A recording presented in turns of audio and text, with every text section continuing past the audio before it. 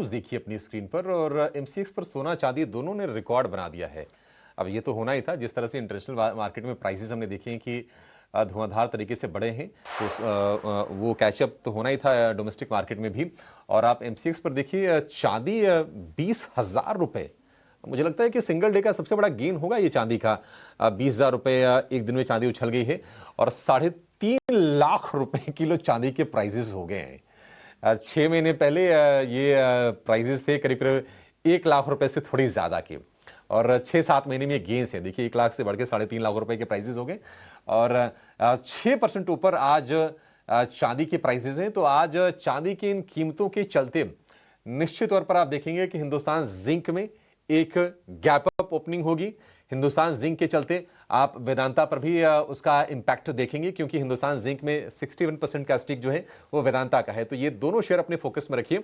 और एक और कंपनी हिंदुस्तान कॉपर भी अपने रडार पर आप रख के चलिए, क्योंकि चांदी उनके लिए भी बाई प्रोडक्ट है। तो ये 3 शेयर आज के सत्र में फोकस में रहने वाले हैं। विश्वमोहन, मैं आपसे जानना चाहूंगा, ये चांदी में मतलब ये अब तो बड़े एबनॉर्मल से, अभी तो क्या काफी टाइम से हो रहे हैं, बट ये 20-20 हजार रुपए एक सत्र में। अच्छा, मुझे कहना चांदी खरीदनी है, मैं बिल्कुल सही बात बता रहा हूं आपको, तो मैं वेट कर लूं क्या? क्रैश होंगे प्राइसेस या फिर अब और महंगी हो जाएगी चांदी यहां से?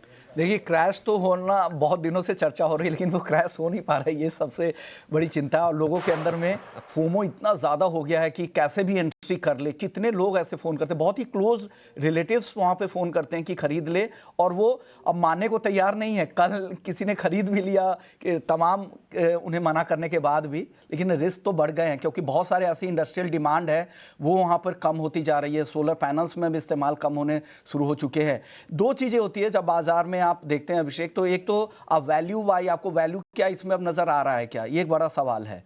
और दूसरा, क्या कैश फ्लो किस तरह का होगा, अगर उस तरह के रिटर्न किस तरह के आएंगे, ये एक बड़ा सवाल होता है। तो आप इन्वेस्टमेंट करते हैं तो वो भी आपको ध्यान में देना पड़ेगा। और अभी एक हाल की रिपोर्ट भी आई थी घरेलू बाजार की, जो ज्वेलरी की डिमांड तो बिल्कुल पूरी तरह से गायब हो गई है। गोल्ड ज्वेलरी में तो 70-80% तक की गिरावट दिख रही है। तो ये एक बड़ी चिंता है। लोग इंतजार है कि क्रैश करे, देखिए कब तक आते हैं। और पूरी तरह से स्पेकुलेटिव बाइंग यहाँ पर हो रही है, उस तरह की तेजी है। कब तक ये तेजी चलती है देखना है। और जिस तरह के स्लो डाउन की चिंता है ग्लोबल मार्केट में दिख रही है, ऐसे में लग रहा है कि आने वाले समय में बड़ा क्रैश जरूर आएगा। चांदी में इंतजार करना पड़ेगा, और वो जो क्रैश होगा 1980 वाला हो सकता है, यही लोग अब तक यही कह रहे हैं।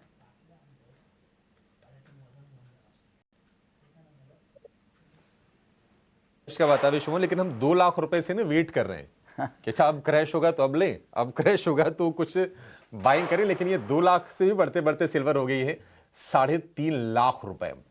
कोई अनस्टॉपेबल ये रैली हमने चांदी की देखी है।